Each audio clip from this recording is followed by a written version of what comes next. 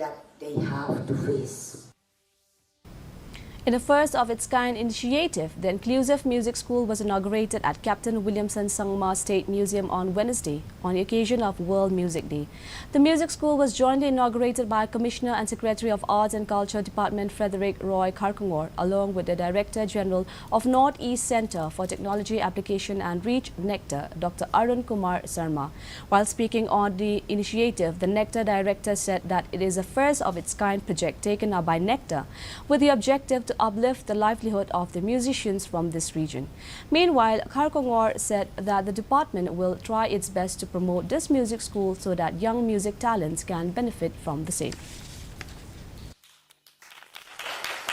Sorry, I forgot to mention that for their gratitude, call upon the need.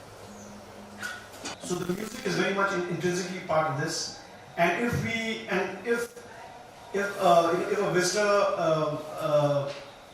can see such gifted people from the disabled community, they're able to show their skills and their talents. There's a special attraction.